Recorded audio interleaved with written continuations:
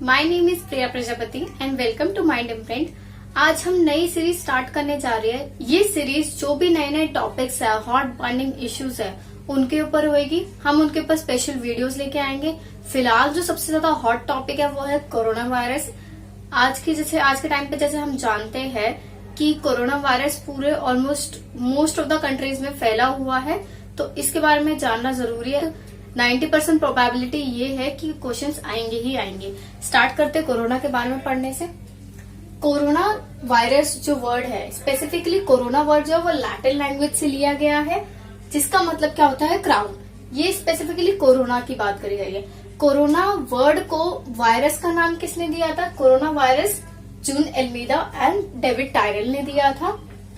कोविड-19 जो वर्ड दिया गया था वो WHO ने दिया था। WHO ने सोचा कि हम भी कुछ स्पेशल नाम देते हैं, तो उन्होंने कोविड-19 दिया था बिकॉज कोरोना वायरस 2019 का है। अब देखिए, अगर 2019 की बात करी गई है तो इसका मतलब ये पहले भी आ चुका है। तो हम इसके हिस्टोरिकल कंटेक्स्ट को भी पढ़ेंगे कि ये कब कब आया था, किन में आया था, उसके बारे में भी जानेंगे। जो वायरसेस के नाम दिए जाते हैं वो ICTV द्वारा दिए जाते हैं, यानी कि ICTV यानी कि international committee of taxonomy of viruses, वो देते हैं जो भी वायरसेस है डिफरेंट उनके नाम। ठीक है। नेक्स्ट RNA वायरस है। देखो ये स्पेसिफिकली पूछा जा सकता है कि कोरोना वायरस कौन सा टाइप का वायरस है।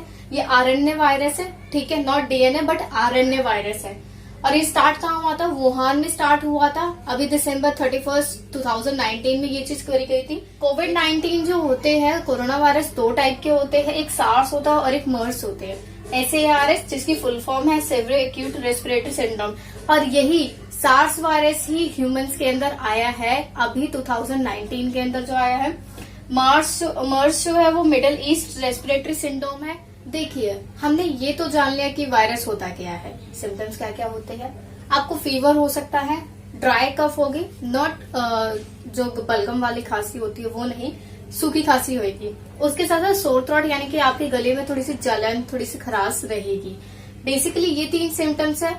और जैसे कि हम जानते हैं हाई ब्लड प्रेशर वाले जो भी लोग होते हैं, डायबिटिक लोग जो होते हैं, जिनको हार्ट की प्रॉब्लम्स है, सबसे ज्यादा उनको रिस्क है, क्योंकि उनको पास ऑलरेडी 2-3 इतनी सीरियस प्रॉब्लम्स है। उसके साथ साथ अगर कोरोना वायरस हो जाए तो बहुत मुश्किल है उनका बच पाना।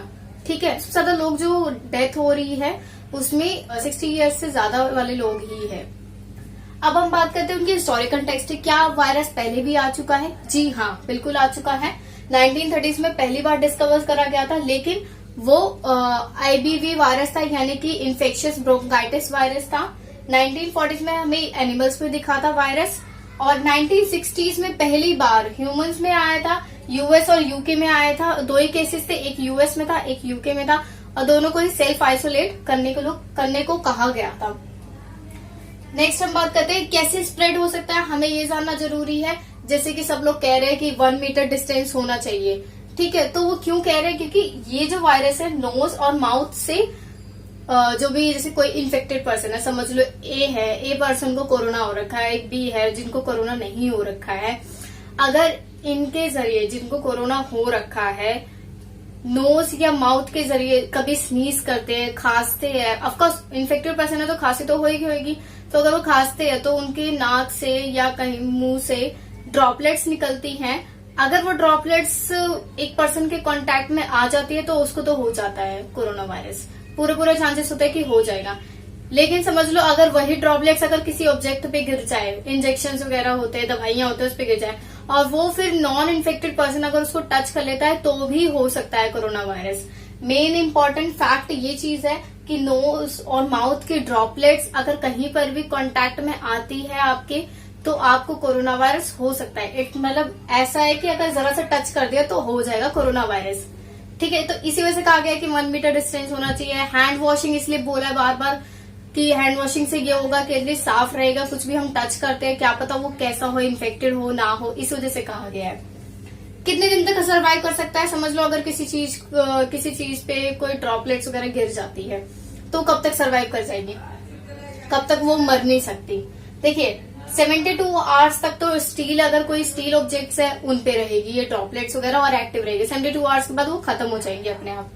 24 आवर्स के अंदर जो है अगर कार्डबोर्ड्स वगैरह पे गिरती है, कोई गत्ता है, कोई कॉपी है, रजिस्टर है, अगर उन पे ड्रॉपलेट्स गिर जाती हैं तो 24 आवर्स तक वहां पर वो अलाइव रहेंगी, लेकिन उसके बाद वो खत्म हो जाएगा वायरस। 4 आवर्स के बाद यानी कि 4 घंटे के बाद कॉपर जो होते हैं, कॉपर वाले ऑब्जेक्ट्स जो होते हैं वहां पर रहेगी। इसीलिए कहा जाता है जैसे कि हम बाहर से कोई भी सामान लेके आ रहे हैं, अभी तक खैर केसेस नहीं आए कि फूड पैकेजिंग की वजह से कोरोना हुआ हो, लेकिन अगर हम बाहर से कोई भी सामान लेके आ रहे हो, चाहे वो कुछ भी हो, वेजिटेबल्स हो, खाने पीने का सामान हो या कोई और चीज हो, उसको सबसे पहले वॉश करिए, अपने हैंड्स को वॉश करिए। अब हम बात करेंगे अलग अलग टर्म्स जो यूज करी जा रही है कोरोना वायरस से रिलेटेड। जैसे कहते हैं कि पेंडेमिक है, तो पेंडेमिक क्या होता है, एंडेमिक क्या होता है, एपिडेमिक क्या होता है, ये सारी चीजें भी हमारे लिए जानना जरूरी है। तो स्टार्ट करते हैं अपना। स्पोरेडिक होता है सबसे पहले, सबसे लोवेस्ट लेवल जो होता है वो हमारा स्पोरेडिक होता है। फ्रीक्वेंसी नहीं होगी तो वो स्पोरेडिक होगा, लेकिन फ्रीक्वेंसी के साथ साथ एक पर्टिकुलर एरिया में फैल रहा है तो एंडेमिक होगा। सडन इंक्रीज हो रहा है केसेस में कि एकदम से ही बढ़ाव आ गया है तो एपिडेमिक होगा। पेंडेमिक कब होगा, जब यही बढ़ाव, फॉर एग्जांपल अगर दिल्ली में है, दिल्ली से वो पूरे इंडिया में फैल रहा है, इंडिया से वो पूरे कॉन्टिनेंट में फैल रहा है, एशिया में, तब वो कॉन्टिनेंट में जब फैलेगा तो वो पेंडेमिक कहला जाएगा। कोरोना वायरस को पेंडेमिक 11 मई को WHO ने कहा था। क्यों? क्योंकि कोरोना वायरस एक कंट्री में नहीं, एक कॉन्टिनेंट में भी और भी सारे कॉन्टिनेंट में फैल चुका है, लाइक अमेरिका, यूरोप, एशिया, इन सारी जगह फैल चुका है। ठीक है, इसी वजह से उसको पेंडेमिक कहा जाता है। अब इसके साथ साथ हमारे फेजेस भी आ जाते हैं। फेजेस के साथ भी हम पढ़ते हैं कि क्या क्या फेजेस है, क्या क्या इसके चरण है, जिससे हमें ये पता लगता है कि आगे हमें क्या क्या प्रिकॉशंस या मेजर्स लेने चाहिए। जैसे कि फेजेस, सबसे पहला फेज 1 जो है वो एनिमल्स में, सबसे पहले एनिमल्स में पाया जाएगा कोरोना वायरस, क्योंकि ये एनिमल्स में ही है। पहली बार ऐसा हुआ है कि ह्यूमंस में पाया गया है, तो एनिमल्स में पाया जाएगा। फेज 2 हमारा कि एनिमल्स से ह्यूमंस में आएगा, एनिमल्स में पाएगा। अब एनिमल्स ह्यूमंस को देंगे, फिर ह्यूमंस को देंगे। ठीक है, उसके बाद 4th स्टेज में क्या होगा कि एक ही पर्सन से बहुत सारी जगह फैलेगा। ठीक है, बहुत सारे लोगों में फैलेगा। अब वो जब वो फेज 5 वो होगा जब, जैसे कि चाइना में हुआ था, चाइना के साथ साथ जनवरी में इंडिया में भी केसेस आने लग गए थे। तो जब वो एक कंट्री से ज्यादा दूसरी कंट्रीज में भी फैलने लगेगा, ह्यूमन टू ह्यूमन, तब वो फेज 5 कहलाया जाएगा। और इसके जस्ट जो फेज 6 है, फेज 6 स्टार्ट होने से पहले ही इंडिया में लॉकडाउन करा गया था 23 मार्च से। उस टाइम पे क्या था कि हमारे में कंट्री में फैल रहा था, लेकिन धीरे धीरे था उस टाइम पे रेशियो। बट जब ये हुआ केसेस काफी ज्यादा बढ़ने लग गए, तो फेज 6 आने से पहले ही लॉकडाउन कर दिया गया था बाय आवर पीएम मोदी। तो 6 स्टेज हमारी जो होती है कम्युनिटी लेवल, यानी कि जो बाहर से लोग आ रहे हैं वो 5th स्टेज में आएंगे। 6th स्टेज में वो जो आएंगे, जो बाहर से लोग हमारे इंडिया के लोगों में करेंगे और इंडिया के लोग एक दूसरे में फैलाएंगे। जैसे कि तबलीगा जमात में हुआ था केस, वो फेज 6 का ही एग्जाम्पल है। ये तो समझ लिया कि पेंडेमिक क्या होता है। अब हम ये देखते हैं कि और भी क्या पहले पेंडेमिक आए हैं कि नहीं आए हिस्ट्री में, हम वो भी जानेंगे। सबसे पहले सबसे ज्यादा जो कहते हैं ना स्ट्रॉन्ग पेंडेमिक जो था वो ब्लैक डेथ का था। एशिया में ही हुआ था स्टार्ट ये, और ये करीब किस टाइम पे आया था, 541 से 750 CE में आया था। काफी ज्यादा लोगों को मारा था, अराउंड 75 to 200 मिलियन लोग मर चुके थे इसकी वजह से। स्पेनिश फ्लू आया था, जैसे कि नाम बता रहे स्पेनिश फ्लू है, स्पेन में आया था। 1918 एंड 1920 तक चला था, यानी कि वर्ल्ड वॉर फर्स्ट के टाइम पे कौन सा आया था फ्लू, स्पेनिश फ्लू आया था, which is also a pandemic. H1N1 virus के बारे में आप सब लोग जानते ही होंगे, स्वाइन फ्लू भी कहते हैं, 2009 में आया था। इनफैक्ट इंडिया में भी केसेस पाए गए थे इसके। ठीक है, मेजरली यही 3 है जो पूछे जा सकते हैं एग्जाम में। प्लेग भी आया था, बट ये जो थे इन्होंने ज्यादा डिस्ट्रक्शन करी थी, ज्यादा नुकसान पहुंचाया था कंट्रीज को। बात करते हैं आपको क्या करना चाहिए, क्या नहीं करना चाहिए कोरोना वायरस से बचने के लिए। सबसे पहले आपको घर में रहना है, जैसे कि बोला गया लॉकडाउन इसी वजह से करा गया है ताकि आप घर में रहे। बाहर जाएंगे तो अगर कोई इन्फेक्टेड पर्सन होगा तो आपको भी उससे हो सकता है, आप अपनी फैमिली को भी कर सकते हैं, फैमिली से कम्युनिटी में फैल जाएगा। तो हमें वो चीज नहीं करनी है। और टाइम की बात है, just enjoy with your family, best है। फिर बात करेंगे 1 मीटर डिस्टेंस रखना। अगर आप जाते भी है कोई इंपॉर्टेंट सामान लेने, कोई जरूरी सामान लेने, तो आप 1 मीटर का डिस्टेंस रखिए। अगर आप जब घर वहां से वापसी आते हैं, घर में सबसे पहले अपने हैंड्स को वॉश करिए। जो भी आप सामान लेके आए आप उसको वॉश करिए अच्छे से। इनफैक्ट अगर नमक वाले पानी से करेंगे तो वो बेस्ट रहेगा। ठीक है, उसके साथ साथ आपको सेल्फ आइसोलेट होना है। अगर आपको कोरोना हो जाता है तो आपको क्वारंटीन में रहना है, जिसे हम कहते हैं सेल्फ आइसोलेट करना है। एटलीस्ट 14 डेज तक करना है, क्योंकि सिम्टम्स नजर आने में ही 14 दिन लगते हैं। इस चीज पे जैसे कहते हैं ना, वो थर्मल स्कैनर जो है, थर्मल टेस्टिंग करने के लिए है, वो कहीं ना कहीं वो यही चीज बता पाता है कि आपके बॉडी का टेम्परेचर कितना है, आपको फीवर है कि नहीं है। अगर आपको फीवर है तो ये हो सकता है कि आपको कोरोना हो, तो वो सिर्फ फीवर को टेस्ट करने के लिए होता है, ना कि कोरोना वायरस को टेस्ट करने के लिए होता है। ठीक है, जैसे वो देखा है ना आपने, एयरपोर्ट्स पे लगाते हैं, यहाँ पे स्कैन करते हैं, जॉयस्टिक टाइप मशीन होती है। ठीक है, डोंट्स क्या क्या नहीं करने हैं, बाहर क्राउडेड प्लेस पे तो नहीं जाना जहां पर ज्यादा भीड़ होगा। Touching eyes and nose and mouth, because क्योंकि हमने जैसे कि जाना जो मेन फैलने का जरिया है वो सिर्फ ड्रॉपलेट्स ही है किसी इन्फेक्टेड पर्सन के। तो कोशिश करिए, अगर आपको गलती से समझ लीजिए आपको नहीं पता कि आपने उस इन्फेक्टेड पर्सन के ड्रॉपलेट्स को टच करा है या कुछ भी, आपने उस पर्सन को ही टच करा है और आप अपने हाथ को बार बार नोज के पास या आईज के पास या माउथ के पास टच करेंगे तो कहीं ना कहीं आपको भी तो डर है ना होने का, तो आपको वो चीज नहीं करनी है।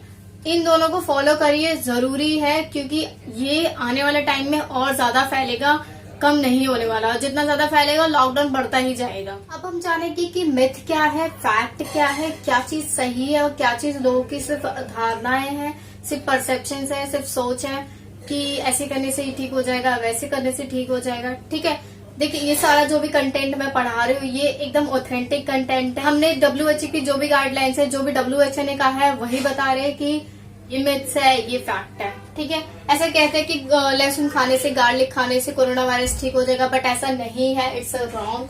हॉट वेदर की गर्मी ज्यादा बढ़ेगी तो कोरोना वायरस ठीक हो जाएगा, ऐसा बिल्कुल नहीं है। डिसइंफेक्टेंट जो होते हैं जिससे कि इन्फेक्शन फैले कम, उसको स्प्रे करने से हो जाएगा, तो वो भी बिल्कुल गलत बात है।